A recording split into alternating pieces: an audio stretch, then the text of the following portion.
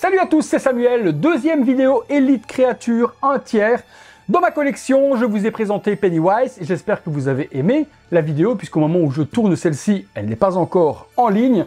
Donc j'espère que ça vous a plu et que cette ligne Slashers vous plaît également parce qu'idem, ça doit être la 5e statue et l'avant-dernière que je tourne et je n'ai pas encore eu le retour sur les autres n'étant pas encore diffusées. Alors, aujourd'hui, A Nightmare on Elm Street. On parle de Freddy Krueger, Infinity Hell. Et ça, je pense que vous allez être ultra nombreux à kiffer. Je vous ai fait un petit short juste vous montrant l'effet de la base de Freddy. Et vous avez halluciné pour la plupart de la réalisation d'Elite Créature. Étant simple en soi, on va en parler de comment fonctionne ce type d'effet. Mais il fallait le faire dans une statue et surtout de cette manière-là. Elite Créature et Cinemaquette, les deux marques de Toynami derrière Steve Wong pour cette réalisation. Si je dis pas de bêtises, c'est une statue qui date de 2018 ou 2019. Si je me réfère au site de Elite Créature, eh bien il disait une sortie 2018. Si je me réfère aux vidéos que j'ai vues sur YouTube, elles sont plutôt sorties en 2019. Les spécialistes, dites-moi exactement la date à laquelle cette statue est sortie. Donc elle a tout de même quelques années, 5 voire 6 ans. Vous allez voir que malgré ces quelques années, elle n'a rien à envier par rapport aux produits qui sortent aujourd'hui. Et je dirais même l'inverse. Je pense que les produits d'aujourd'hui ont beaucoup à envier à Elite Créature. Le visuel, la boîte, je crois qu'elle fait 15 kg, vide. Celle-là, elle est encore plus lourde que celle de Pennywise.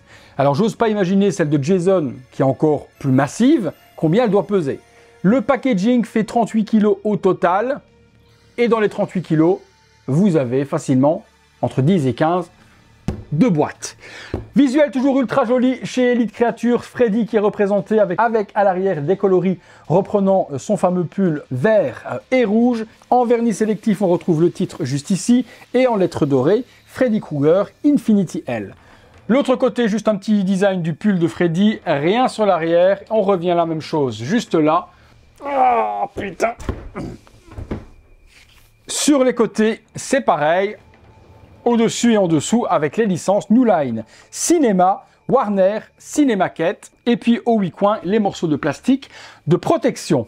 Je remercie le poteau Olivier qui m'a vendu cette merveille à un prix défiant toute concurrence.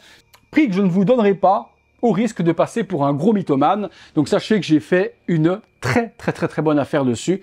C'est ce qu'il faudra retenir. Allez, on est parti pour le montage. Et là, on va en prendre plein la tronche. À l'intérieur, le certificat d'authenticité, le voici. Donc il y avait 499 exemplaires. Je n'ai pas exactement combien de pièces réelles ont été produites sur cette statue. Je vous l'avais expliqué dans la vidéo de Pennywise qu'il y avait une limitation donnée, parfois à la précommande et puis revue à la sortie, et également par rapport au certificat, parfois sur les 499 exemplaires, il n'y en a pas vraiment 499 de sortie, mais parfois moins. La mienne est la numéro 92 sur 499. Vous avez le sculpteur qui a signé Moni Kazamea, une cinémaquette, New Line, le logo en or ECC, et puis le petit speech qui vous explique la statue avec la licence. Petit certificat en papier, dans un petit plastique, avec 4 petits tétons qui collaient le tout sur la boîte. Voilà à quoi ça ressemble. Le petit manuel qui est ici, toujours très qualitatif chez Elite Créature, ça j'adore. Et à l'intérieur, vous le voyez, vous avez l'explication, le concept de la statue, comment est-ce qu'il a été designé en 3D avant sa réalisation, donc l'idée qu'ils avaient, le développement également. On voit la maquette en 3D avec le petit cucu de Freddy, les plans, comment est-ce qu'on va faire ceci, comment on va faire cela, le personnage, sa modélisation et sa sculpture, les griffes, la base, la construction, j'adore. Franchement, c'est un truc super cool parce que vous voyez l'équipe qui travaille. Le test de l'Infinity Hell aussi. Ça va être complètement dingue. Et puis Freddy, juste ici, qui sur le proto là a les yeux verts. Et on va en parler également de ces fameux yeux. Vous avez vu en même temps. Allez, on parle du principal. Le principal, il est là. Et est-ce que je vais réussir à vous montrer en dessous? Oh là là. Bon, une étiquette comme d'habitude, couleur or, avec les licences, l'édition et tout ce qui va bien. La base, qu'est-ce qu'elle représente? Eh bien, par devant, on a l'incinérateur, là où Freddy a été cramé. Donc c'est très bien d'avoir représenté ça, c'est un bon petit easter egg qui rappelle forcément ce qui est arrivé à Freddy et pourquoi il est devenu ce Freddy Krueger dans les cauchemars. L'architecture, bon, on a quelque chose qui ressemble très fort à une fonderie. Donc avec des parties qui ressortent un peu de partout, des boulons ici. La peinture est incroyable. On a cet effet de rouille sur le métal avec de l'usure, des coulures sur le devant. Ici, ça a coulé, c'est super bien fait, c'est noir. Tous les boulons ici d'assemblage. Des parties ici également qui vont être comme des câbles ou des poignées de raccordement. Des trappes également de l'incinérateur de chaque côté. Et la grosse plaque avec marqué incinérateur ici avec un petit light-up à l'intérieur. Il me manque juste ici, à cet endroit-là, il y a normalement une petite poignée qui vient se mettre pour ouvrir la porte de l'incinérateur. Alors du remballage, elle a été oubliée, mais Olivier va me l'envoyer. C'est pas ce qui m'empêche de faire spécialement la vidéo. Sur le dessus, on retrouve, hop, j'essaye de lever, mais à nouveau, c'est complètement lourd, donc c'est compliqué. Des petites ventilations, mais vous les voyez de près, je vous les zoome. Des petites ventilations avec des grilles par devant, et puis cet énorme trou dont on va parler tout de suite après, avec cette vitre noire, on ne voit strictement rien lorsqu'elle est éteinte, lorsqu'elle va être allumée. Vous allez voir que ça va être autre chose. Sur le dessus ici, lorsque j'ai fait le petit short sur YouTube et sur les différents réseaux, vous avez été nombreux à me dire que, eh bien, on voyait de la colle. Oui, on voit les parties des tuyaux qui sont collées sur la vitre. Mais comme il y a des parties qui reviennent au-dessus, qui sont juste là, que je vais vous montrer, une fois que c'est assemblé, ça ne se voit plus du tout. L'intérêt de cette statue, c'est vraiment l'infini display que l'on va découvrir juste là. Et je vous expliquerai comment ça fonctionne. C'est un truc que vous pouvez même faire à la maison avec des rubans LED ou autre. Je vous explique ça lorsqu'on en parle tout à l'heure. Sur le côté, on revient sur une architecture. Sur l'arrière, pareil. On a les escaliers imitation plancher de métal rouillé aussi avec ici par devant tous les boulons. Sur le côté, il y a des petits clous qui assemblent le tout. On a un connecteur ici et un bouton juste là. Et la statue est compatible domotique. On revient sur le côté.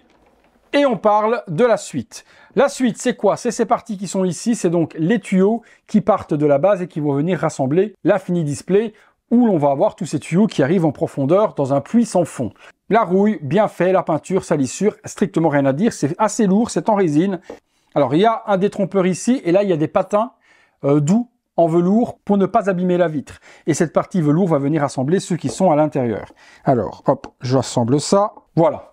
On fait la même de l'autre côté. Même traitement, même peinture, même beauté. Et ça vient rejoindre l'avant. C'est beau. C'est très beau. Passons sur Freddy. La botte de Freddy est ici avec sculpture plutôt propre. On a les coutures d'assemblage de la botte en cuir. La texture est assez lisse, on n'a pas spécialement l'impression que c'est du cuir. Il y a un énorme trou à l'intérieur dans lequel, à mon avis, la tige va rentrer. Et vas-y, la tige, je vais vous montrer la taille. En dessous, la semelle est tout de même bien travaillée. Donc on vient la mettre juste ici comme ça. Quand je vous dis regarde la tige, c'est pas de la tige de compétition ça. Elle doit traverser la botte et traverser après la base. Freddy, on est sur une échelle 1/3, comme tous les autres personnages slashers que je vous ai fait jusque maintenant. Il est en mixed media. Son fameux pull vert et rouge est extrêmement bien réalisé. Les couleurs, la salissure, l'usure, les parties au niveau des manches qui ont été coupées et abîmées, ça fait super naturel. Pareil au niveau du cou, on a l'impression que la partie du suite a été cramée et abîmée. Je kiffe. Et également au niveau de l'autre main où il va y avoir le gant. En dessous par contre, dommage, ok. Je suis d'accord avec vous, on ne lève pas le t-shirt et on ne met pas Freddy Walpé pour pouvoir le voir. Mais si on s'appelle Elite Créature et qu'on veut être élitiste comme ils le sont, le body en dessous, on ne le laisse pas de la sorte. Complètement dégueulasse en résine, même pas peint, couleur blanche, on le fait comme le corps. Et là, ça aurait été vraiment élite. Maintenant, c'est masqué par le pull, je comprends bien, mais bon, ça aurait été cool. Pantalon en textile également brun, sali à certains endroits aussi, les petites poches sont bien présentes, la fermeture également ici par devant, petite botte pour l'autre côté, la main qui est ici, hop, c'est pareil, si on lève le bras, on est sur une résine translucide, mais on s'arrête vraiment au poignet pour la texture. On ne fait pas de texture, on ne fait pas de design du tout sur l'avant-bras parce qu'il est masqué par le pull. La main, on a l'aspect cramé de Freddy, avec toutes les petites craquelures à l'intérieur, les brûlures, les doigts c'est bien fait, les ongles également. L'intérieur de la main est travaillé aussi, avec aussi la partie brûlée jusqu'au poignet. Ok. Mais j'aurais aimé tout de même qu'on pousse le vis plus haut. L'autre main, on va l'assembler par la suite et puis on passe sur le visage de Freddy que je vous montre de près. Alors, on est sur une représentation de Freddy Krueger, mais on n'est pas sur une représentation de Robert Englund. Là, je ne reconnais pas du tout l'acteur. C'est pour ça que la statue a été souvent appelée Tribute of Freddy Krueger, pour plus un hommage à Freddy. Est-ce qu'ils n'avaient pas les droits pour le visage de Robert Englund sur la maquette, mais ils l'avaient sur le buste? Je n'ai pas la réponse à cette question. On reconnaît Freddy, forcément, sans aucun problème, par son visage, ses dents, la façon dont il est cramé, le nez, le chapeau, l'attirail, le visage. On ne reconnaîtra pas l'acteur. Vous me direz ce que vous en pensez, vous, dans les commentaires. Je ne retrouve pas les traits de Robert dans ce sculpte. Maintenant, ça n'enlève en rien la qualité. On est sur une résine translucide complètement folle de chez Folle. La peinture est tout aussi folle. Je préfère largement la peinture de la maquette que la peinture du buste. Au niveau du rouge, des parties chères brûlées, c'est mieux texturé et mieux peint sur la maquette que sur le buste, où c'était trop flat et trop plat pour moi par rapport à ce que je vois là. On a les yeux de verre. Alors sur le fascicule, vous avez vu que les yeux de verre étaient de couleur vert. Ici, ils sont bleus. Sur le buste, ils sont verts. Robert Englund dit avoir des yeux verts. Alors pourquoi avoir un buste avec des yeux verts, mais avoir une maquette avec des yeux bleus? Est-ce que c'est ce qui va me déranger? Non, pas forcément. C'est moins visible que les grands yeux ouverts de ouf du buste.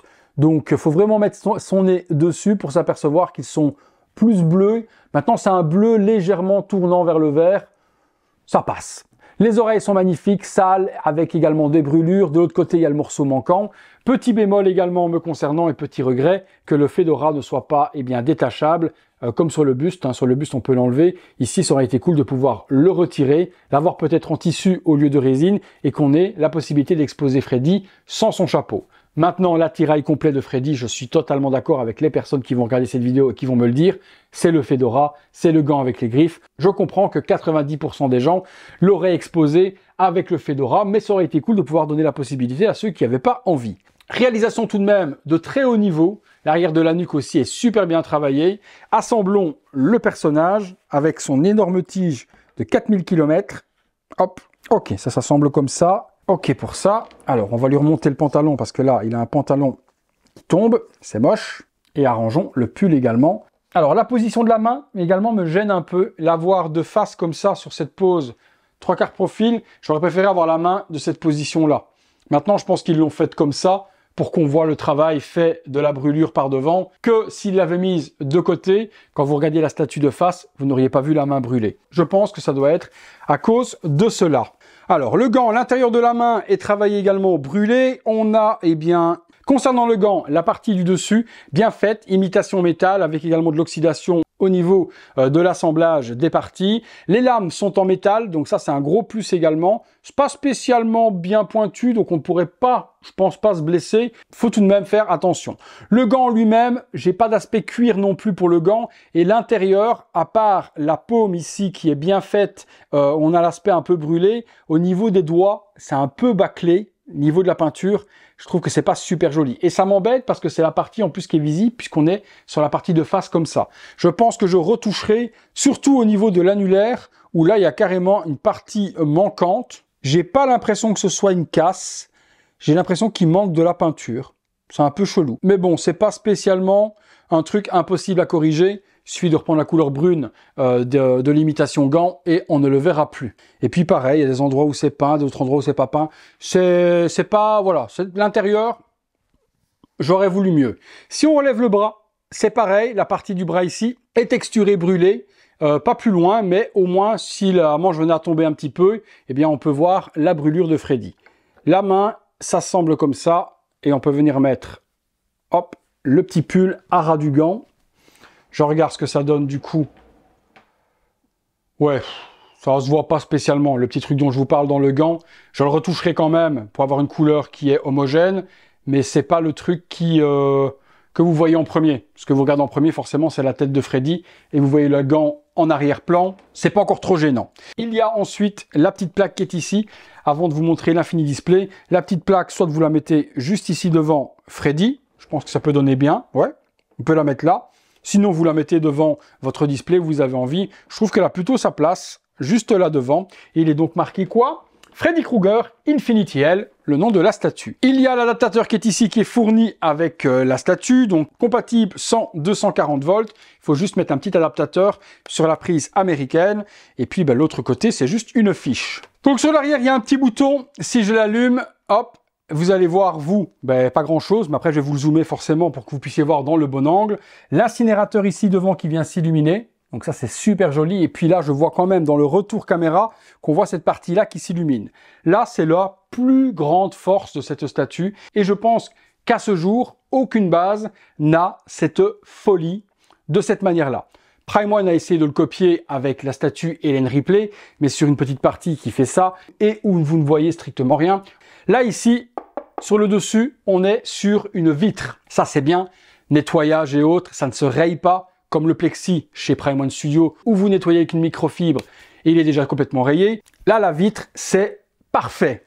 Alors, qu'est-ce que vous voyez là? Vous voyez en même temps que moi, lorsque l'on plonge au-dessus de cette base, on se retrouve sur l'Infinity L, donc les miroirs à l'infini. En résumé, sur la petite épaisseur que vous avez juste ici, quand vous regardez du haut, vous avez l'impression d'avoir un puits qui va jusqu'au fond de la Terre. Or que la base ne fait que 15 cm d'épaisseur. Sur ces 15 cm, il y a en fait le décor avec tous les tuyaux et les LED que vous voyez juste ici. Et également, une partie de tuyau qui fait 15 cm. L'explication de comment c'est possible ce puits à l'infini, c'est assez simple. Au bout de ces 15 cm de tuyau, il y a un miroir réfléchissant. Sur la partie haute que vous voyez juste ici au-dessus, c'est un miroir également transparent sur la partie que vous voyez là, mais de l'autre côté, c'est un miroir sans teint. Ce qui fait que l'on voit à travers, par le dessus, mais dans l'autre sens, ça reflète ce que le miroir juste en face, vous affiche. Vous avez donc de ce fait deux miroirs qui se reflètent à l'infini et ça donne ce puits. On peut remarquer ça également dans les palais des glaces, par exemple. Quand vous êtes dans un palais des glaces et que vous êtes face à une vitre et que derrière vous, il y en a une autre, vous vous voyez également partir à l'infini vers l'arrière. C'est le même système. C'est l'idée la plus folle jamais conçue sur une statue. Alors, que voit-on? On a les tuyaux qui commencent ici et qui rentrent dans la fournaise. Tout autour, vous allez retrouver des LED jaunes, orangés, avec également des petites LED qui sont rouges pour faire l'espèce de warning. À l'intérieur également, je ne sais pas si en vidéo on le verra super bien, mais vous avez un effet de pulse et de light-up qui va et qui vient. Et donc vous avez forcément cet effet de va-et-vient qui se reproduit à l'infini, puisque la première strate est reproduite jusque dans le fond de la base.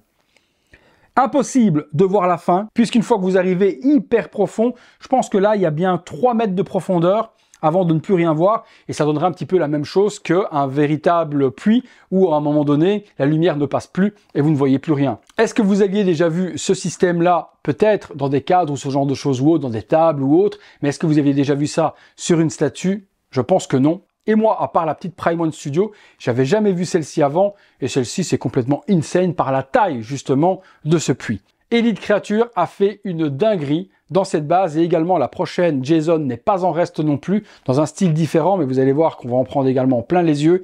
Mais celle-là, je sais qu'elle fait envie à énormément de collectionneurs. Je salue le poteau David, au passage, qui à mon avis va partir à la recherche de cette statue depuis quelques jours, qu'il sait que je l'ai. Il est déjà venu me voir. Combien tu l'as payé? Où est-ce qu'on peut la trouver haut? Donc je suis certain qu'il est déjà parti à sa recherche. Actuellement, il y en a une ou deux en vente. Il y a Jérôme, qui est connu dans les groupes des collectionneurs, qui en vend une sur le Bon Coin. La tarification est correcte, on est un petit peu en dessous du prix d'origine. Prix d'origine de cette statue, on était à 2700 €. Je pense que Jérôme, si je dis pas de bêtises, la vend dans les 2005-2006.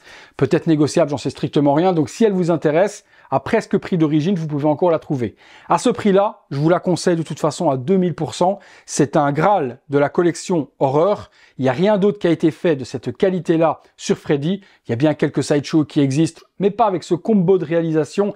Les yeux de verre, la résine translucide pour la peau, les griffes en métal et cette base complètement insane. Ça, on ne le trouvait nulle part et je pense qu'on ne le trouvera plus jamais nulle part. La vidéo est faite. Fameuse statue. Fameuse base, je dirais que Freddy est un accessoire de la base, tellement que tout attire l'attention sur celle-ci. Vous me direz ce que vous en avez pensé dans les commentaires comme d'habitude. Et puis comme d'habitude, encouragez-moi à continuer ces vidéos simplement avec le petit like. Abonnez-vous si ce n'est pas encore fait. Activez la petite cloche, ça fait toujours plaisir comme ça quand je sors des vidéos sur la chaîne, vous recevez les notifications. Et puis comme d'habitude aussi, si vous voulez voir toutes ces vidéos et aider mon travail que je réalise tous les jours pour vous sur cette chaîne, il y a le bouton rejoindre. À partir de 1,99 €, vous voyez toutes ces vidéos et actuellement il y a plus de 130 vidéos d'avance. Régalez-vous! Allez, c'est tout pour Freddy, c'est tout pour moi. À très bientôt pour une prochaine vidéo. Salut à tous.